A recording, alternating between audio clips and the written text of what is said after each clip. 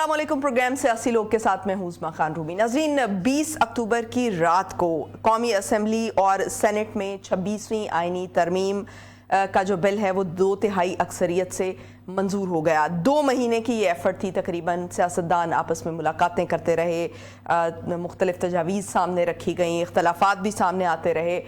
पार्लिमानी committee की तरफ से जो उसकी तश्कील की गई, मुसव्वदे तैयार किए गए, रूठना मनाना, मुलाकातें करना और एक दूसरे को मनाना, ये सब जो है वो गुज़श्ता 2 महीने हमने देखा कि शह सुर्खियों में रहा। लेकिन अब जब तरामीम मंजूर कर ली गई हैं और इनकी मंजूरी के बाद एक बहस शुरू हो गई है कि क्या इसका इम्पैक्ट होगा पार्लियामेंट पर और इस तमाम तर अमल से हुकूमत और अपोजिशन जमातों को क्या मकसद हासिल हुए। इस पर बात करने के लिए हमारे साथ मौजूद हैं सरबराह पिलडैट अहमद बिलाल महबूब साहब। अहमद बिलाल महबूब साहब, बहुत शुक्रिया आपके वक्त का।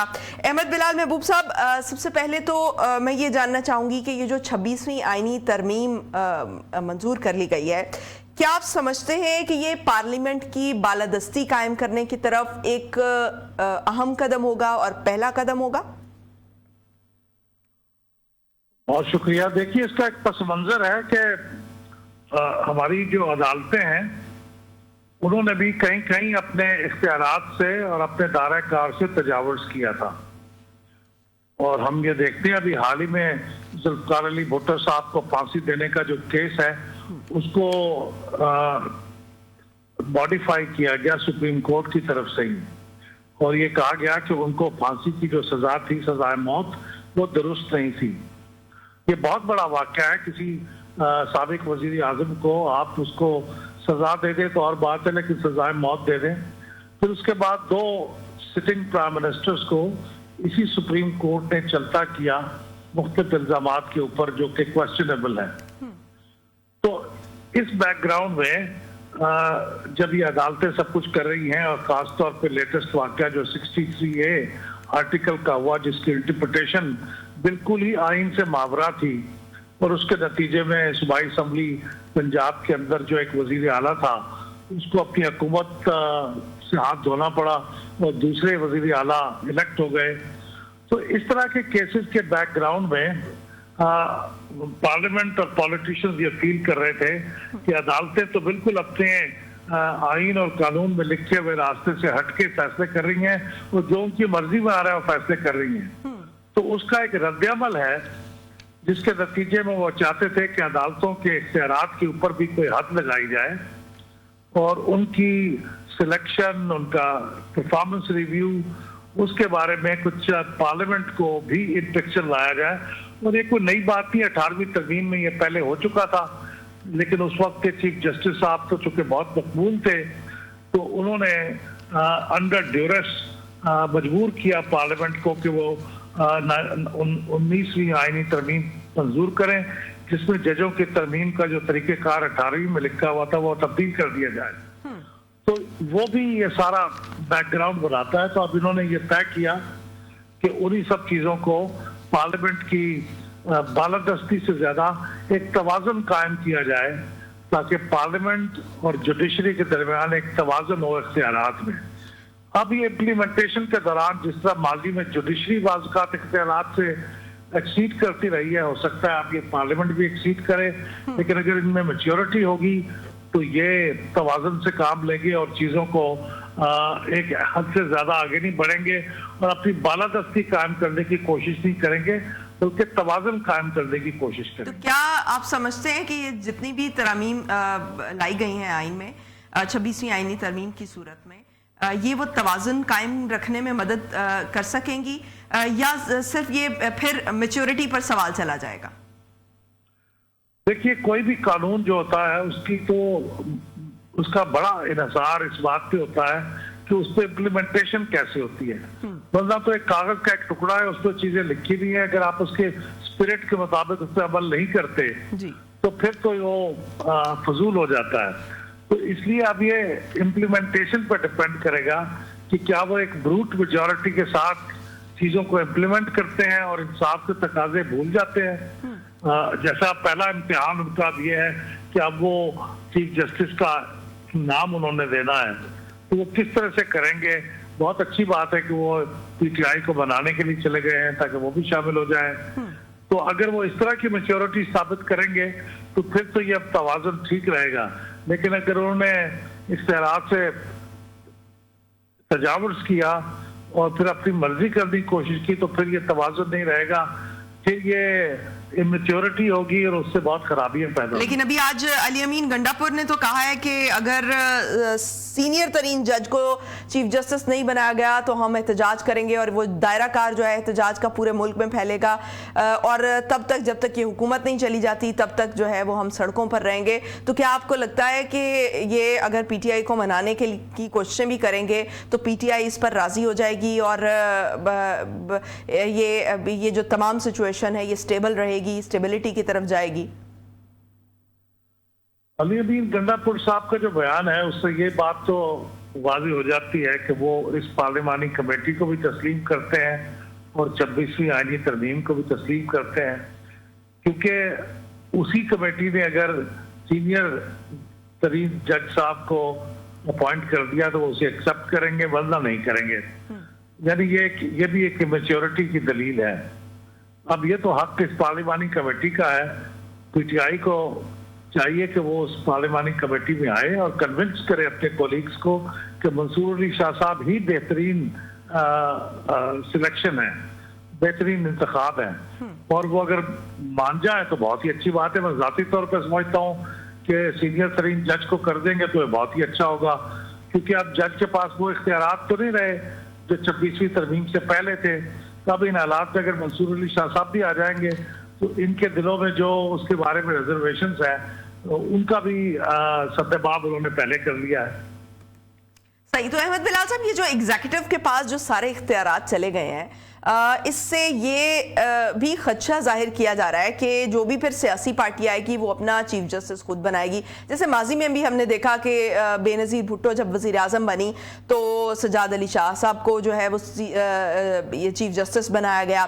अगरचे के बाद में ऐसे मामलात नहीं रहे वैसे जैसे उनके साथ थे, लेकिन फिर भी एक ट्रेंड तो शुरू हुआ जिसके बाद जो है ये जस्टिस सजाद अली शाह ने ही बाद में ये फैसला किया कि ये सीनियरिटी की बेसिस पर होना चाहिए और फिर वो आइन में तरमीम लाई गई और ये फैसला किया गया कि सीनियरिटी की बेसिस पर जो है वो सुप्रीम कोर्ट के जज मुकर्रर किए जाएंगे।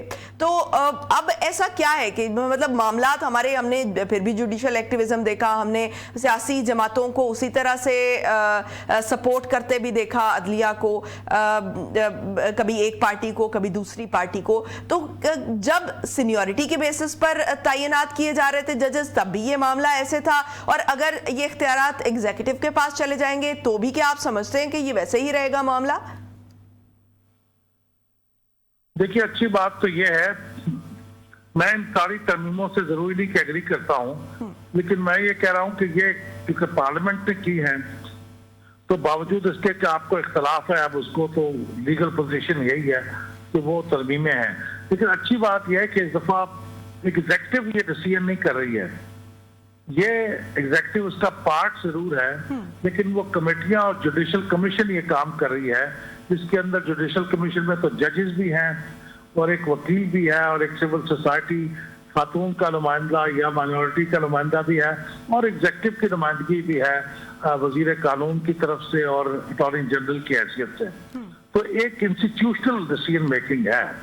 और इसी तरह से जो चीफ जस्टिस का तकर्रुर है या उसका इंतखाब है, ये भी एक कमेटी के जिम्मे है और वो कमेटी भी सिंपल मेजॉरिटी से नहीं 2/3 मेजॉरिटी से फैसला करेगी। तो इसलिए मैं समझता हूँ कि उससे तो बेहतर है कि एग्जीक्यूटिव फैसला करे। ये पार्लियामेंट है और इसमें जुडिशल कमीशन में तो जजेस भी हैं और दूसरे लोग भी हैं, तो इसलिए ये एग्जीक्यूटिव का फैसला तो नहीं है। ठीक। तो अहमद बिलाल साहब, हम मिसालें देते हैं दूसरे डेमोक्रेटिक कंट्रीज़ की, अमेरिका की मिसाल देते हैं जैसे, और दीगर ममालिक की मिसालें देते हैं कि वहाँ पर अदालत में हम देखते हैं कि वहाँ पर अदालत में सियासत क्यों नहीं जाती, क्या रीजंस हैं इसकी, और हमारे यहाँ जो है वो ये एक ट्रेंड बन जाता है एक जुडिशल एक्टिविज्म के नाम पर। नहीं, देखिए, हमें थोड़ा सा रियलिस्टिक होना चाहिए।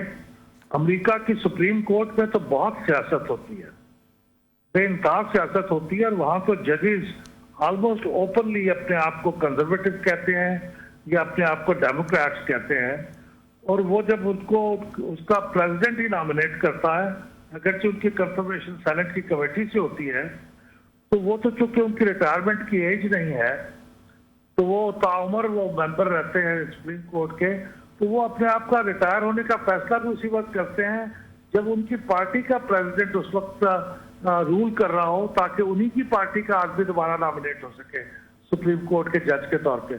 तो बहुत सियासत होती है वहां पे, आइडियोलॉजिकल बेसिस के ऊपर कंजर्वेटिव्स और प्रोग्रेसिव आपस में बहुत ही इख्तलाफ करते हैं। आइडियोलॉजिकल बेसिस पे होना तो चले एक अलग बात हो सकती है, लेकिन वो चीज फैसलों में तो नजर नहीं आती। फैसलों में भी नजर आती है। देखिए, वो आइडियोलॉजिकल फैसले होते हैं, मतलब अस्कात अमल का मामला है, अबॉर्शन का मामला है, तो उसमें बिल्कुल ये सियासत नजर आई आइडियोलॉजी की बुनियाद पे। डेमोक्रेट्स उसके हक में है, रिपब्लिकन उसके खिलाफ है, तो सियासत नजर आती है। लेकिन वो देखिए, वो जाती मफादात की बुनियाद पे नहीं होता, और उनके सिस्टम में इस बात की इजाजत है कि अगर आप सियासी अपनी लीनियंस की बुनियाद पे फैसला कर रहे हैं तो बददियानती नहीं समझी जाती। तो इसलिए मेरे ख्याल में यहाँ पे भी अगर किसी पार्टी को फायदा पहुंचाने के लिए फैसले नहीं किए जा रहे और अपनी जाती तौर पे जो आइडियोलॉजी को बिलीव करते हैं उसके मुताबिक किया जा रहा है, तो कोई बुरी बात तो नहीं है ये। सही। तो हमारे यहाँ फिर ये क्यों कहा जाता है कि सियासतदानों को ये आदत पड़ गई है कि जो तमाम मामलात हैं, हमने देखा भी है कि ये जो तमाम आईनी मामलात हैं ये अदालतों में लेकर जाते हैं, और जो पार्लियामेंट में मामलात हल होने चाहिए वो पार्लियामेंट में हल नहीं हो पाते, जिसकी वजह से हम देखते हैं कि अदालत में सियासत जाती है, और फिर सियासत में भी फिर अदालत की मुदाखलत हम देखते हैं। ये दुरुस्त बात है, इस ट्रेंड को डिस्करेज करना चाहिए। सुप्रीम कोर्ट को इतनी ओपनली रिसेप्टिव नहीं होना चाहिए इस तरह के केसेस का। अब देखिए ना, हम सब इंसान हैं, ऐसे केसेस जब आते हैं तो उसकी बहुत शोहरत होती है, उसकी बहुत पब्लिसिटी होती है, और इफ्तिखार चौधरी साहब की अदालत के बाद से अदालतों का पब्लिसिटी में इंटरेस्टेड होने का रुझान भी बढ़ गया है। तो ये भी एक वजह होती है कि वो ऐसे केसेस टेकअप कर लेते हैं और फिर वो लंबे चलते हैं। केसेस की तादाद कम होती है, लेकिन उस केसेस को जिस तरह से चलाया जाता है वो टाइम बहुत ले लेते हैं। तो मेरा ख्याल अदालतों को इस बारे में भी सोचना चाहिए कि इस तरह के जब केस आए और वो सियासी मामलात को डील कर रहे हों तो वो उसको टेकअप ना करें, और उनको मशवरा दें कि वो जाके अपने प्रॉपर फोरम के ऊपर उसका फैसला करें। सही। तो क्या आप समझते हैं कि जब आईनी बेंच बन जाएगा और आईनी बेंच के बनाने से ये जो मामलात हैं ये उस तरह से इंटरफेरेंस नहीं हो सकेगी? इंटरफेरेंस के बारे में तो मैं नहीं कह रहा हूं कि इंटरफेरेंस पहले भी अगर होती थी तो अब भी हो सकेगी। तो वो इंटरफेरेंस के खिलाफ तो कोई पाबंदी इस आर्टिकल 26वीं आईनी तरमीम में कोई नई चीज इंट्रोड्यूस तो नहीं की गई। लेकिन मेरा ख्याल है कि जजेस जनरली ये जिसको भी ये कमेटी मुंतखब कर लेगी चीफ जस्टिस के तौर पे, मेरा नहीं ख्याल कि वो अपनी इंडिपेंडेंस को कुर्बान करेगा और वो इनकी हिदायत लेके वो चलेगा। और इसी तरह जो प्रिजाइडिंग ऑफिसर होगा कॉन्स्टिट्यूशनल बेंच का, वो भी मेरे ख्याल में अपनी इंडिपेंडेंस को कायम रखेगा। तो ये तो एक महज एक वाहमा होता है, जिस तरह चीफ ऑफ आर्मी स्टाफ को लगाते हुए माजी के वज़राए आज़म ने उनके जहन में ये था कि हमारी बात मानेगा, लेकिन उनको बहुत तल्ख तजर्बे हुए इस बात के। जब आप किसी को आप अपॉइंट कर लेते हैं फिर वो अपना आदमी होता है, वो किसी का बंदा नहीं बन के रहता। तो ये बात एक गलतफहमी है, लोगों को सबक सीखना चाहिए। तो मेरा नहीं ख्याल कि इससे कोई इंटरफेरेंस बढ़ जाएगी, लेकिन यह है कि इख्तियारात बांट दिए गए हैं। सिर्फ फर्क ये बड़ा पड़ा है कि चीफ जस्टिस ऑफ पाकिस्तान जो पहले तमाम मामलात के इंचार्ज होते थे, हाँ वो कॉन्स्टिट्यूशनल हो या दूसरे मामलात हो, अब कॉन्स्टिट्यूशनल मामलात के लिए एक अलग बेंच है और उसको अपॉइंट करने में भी इनका कोई इख्तियार नहीं है। तो इसलिए वो इख्तियार आधा उधर चला गया है और बाकी आधा इनके पास रह गया है। तो अब ये निस्बतन कम पावरफुल है, तो इख्तियारात की तकसीम हो गई है। ये बड़ा तो यानी आपके ख्याल में जुडिशियल एक्टिविज्म उस तरह से शायद अब प्ले ना कर सके, क्या ये समझा जाए? अल्लाह करे कि ऐसे ना करे, और इस तरमीम से भी ये सबक मिलना चाहिए یہ ترمیم شاید نہ ہوتی اگر جوڈیشل ایکٹیویزم اپنی حدود کو پار نہ کر جاتا. تو میرا خیال اس سے بھی جوڈیشری کو سبق سیکھنا چاہیے کہ اگر فیوچر میں وہ کچھ اپنی حدود سے تجاوز کریں گے تو پھر یہ پھر 26 کے بعد 27ویں ترمیم بھی آ سکتی ہے. اور اسی طرح سیاستدانوں کو پارلیمنٹیرینز کو بھی اپنے حدود سے تجاوز کر کے عدلیہ کے اوپر کسی قسم کا کوئی پریشر یا انفلوئنس کرنے کی کوشش قطعاً نہیں کرنی چاہیے. جس طرح وہ پروگرس کو ریویو کرنا چاہتے ہیں، پرفارمنس کو ریویو کرنا چاہتے ہیں ہائی کورٹ کے ججز کی، میں سمجھتا ہوں کہ اس کو بہت ہی میچورٹی چاہیے ہوگی. اگر اس کو وہ انفلوئنس کرنے کا ذریعہ بنا لیں گے وہ بہت ہی خطرناک بات ہوگی. ٹھیک. تو احمد بلال صاحب، اس دوران میں جب یہ 26ویں آئینی ترمیم پر کام چل رہا تھا، میل ملاقاتیں چل رہی تھیں، روٹنا منانا چل رہا تھا، تجاویز رکھی جا رہی تھیں، نئے نئے مسودے تیار ہو رہے تھے، اس دوران میں ہم نے جو chairman Peoples Party Bilawal Bhutto صاحب ہیں ان کو بڑا ایکٹیو دیکھا، اور ایون یہ ترمیم منظور ہونے کے بعد بھی ہم نے دیکھا کہ وہ بڑا اس کا کریڈٹ لیتے رہے. کیا سمجھتے ہیں کہ پیپلز پارٹی کو اس ترمیم سے کوئی اسپیسیفک فائدہ ہوا؟ اور دوسری طرف جو مولانا فضل الرحمان صاحب ہیں، کیا وہ بھی کوئی فائدہ حاصل کر پائے؟ میرے خیال ان دونوں شخصیات نے، مولانا فضل الرحمان صاحب نے اور بلاول بھٹو صاحب نے، اس سارے پروسیس میں بہت نیک نامی کمائی ہے. ان کی کوالٹیز آف لیڈرشپ بہت ابھر کے سامنے آئی ہیں. ان کی میچورٹی اور ان کی پرسسٹنس اور ان کی ایبلٹی ٹو میک کمپرومائز وہ سامنے آئی ہے. بلاول بھٹو صاحب تو اس کے لیے بہت جذباتی تھے کہ کانسٹیٹیوشنل کورٹ ان کے اس چارٹر آف ڈیموکریسی کا حصہ جو ان کی والدہ نے سائن کیا تھا، تو وہ بہت کین تھے، لیکن بالآخر ان کو کورٹ سے ہٹ کے بینچ پہ آنا پڑا. اور مولانا فضل الرحمان صاحب نے بھی اس ساری ترامیم کو ایک بہتر ترامیم میں تبدیل کرنے میں بڑا اچھا کردار ادا کیا. تو ان کا میرے خیال میں ہمارے ملک کے اندر ان کی ریپوٹیشن، ان کا مقام، ان کی عزت و منزلت میں اضافہ ہوا ہے. اور آئندہ آنے والے دنوں میں میں سمجھتا ہوں کہ ان کو سیاسی طور پہ بھی اور انتخابات کے دوران بھی فائدہ پہنچ سکتا ہے.